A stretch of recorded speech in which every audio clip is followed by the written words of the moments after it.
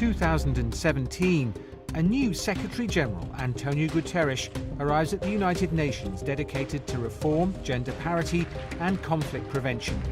Around the world, the list of challenges keeps growing. We are a world in pieces. We need to be a world at peace. The world's fastest growing refugee crisis evolves in Myanmar. Driven by violence and human rights abuse, more than 600,000 stateless Rohingya fled to Bangladesh, where the fragile infrastructure is overwhelmed. The UN scaled up emergency aid and called on Myanmar to end military operations against the Rohingya. No one is winning today's wars. In Yemen, 8.5 million people are on the brink of the world's largest famine in modern times. Water and sanitation systems are all but destroyed, sparking a deadly cholera outbreak. The UN sent in emergency supplies and urged all parties not to block civilians from humanitarian aid. 4 famines in Yemen, South Sudan, Somalia and Nigeria are the result of unresolved conflicts exacerbated by droughts and missed harvests. In the deadliest attack on a UN peacekeeping mission in decades, 14 Tanzanian peacekeepers lost their lives in the Democratic Republic of the Congo. It is another indication of the enormous sacrifices made by troop-contributing countries in the service of global peace. The mission MONUSCO is the largest in the world, with a mandate to challenge armed groups who've kept their grip on the vast mineral-rich region for years. Another protracted war, Syria.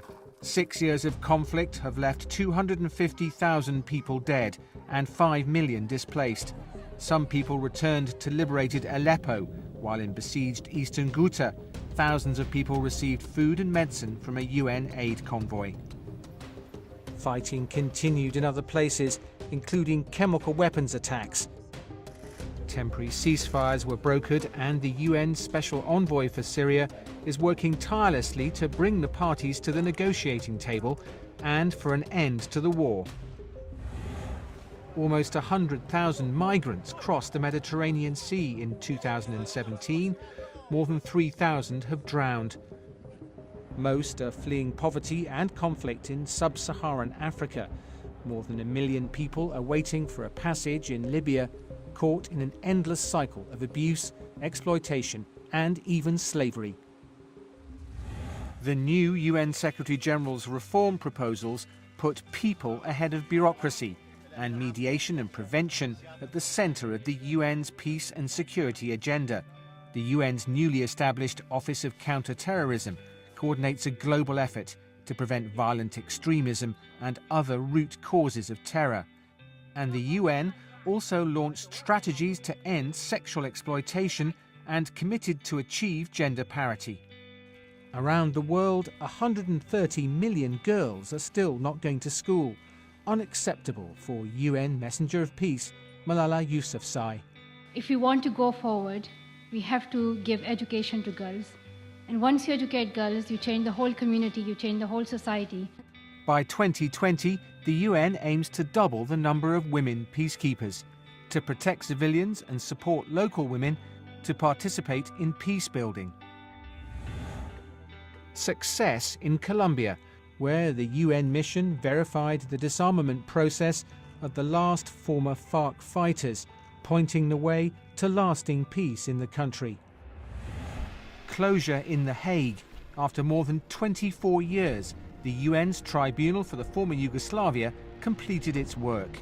The tribunal was the first war crimes court established by the UN and has brought more than 160 perpetrators to justice. In the last major case, the former Bosnian Serb commander, Ratko Mladic, was sentenced to life in prison for multiple counts of genocide and crimes against humanity. New nuclear and missile tests in the DPRK, otherwise known as North Korea, led to increasing tensions around the Korean peninsula and worries around the world. We must not sleepwalk our way into war. And more broadly, all countries must show greater commitment to the universal goal of a world without nuclear weapons. The UN Security Council tightened existing sanctions on North Korea. In December, the government in Pyongyang invited a UN envoy to start discussing issues of mutual concern. Meanwhile, 122 countries voted for the first ever treaty to completely prohibit nuclear weapons, a historic moment for disarmament. Waves in New York. At the Ocean Conference, member states committed to voluntary measures to protect the world's seas. Shortly after, a series of mega hurricanes cut a trail of destruction through the Caribbean. On some islands like Dominica, hardly a tree or a house was left standing. Scientists saw strong evidence that climate change magnified the strength of the storms and other natural disasters. The UN called on countries to speed up the implementation of the Paris Climate Agreement. Speeches and tasks will not solve the problem, but walk the talk is more effective.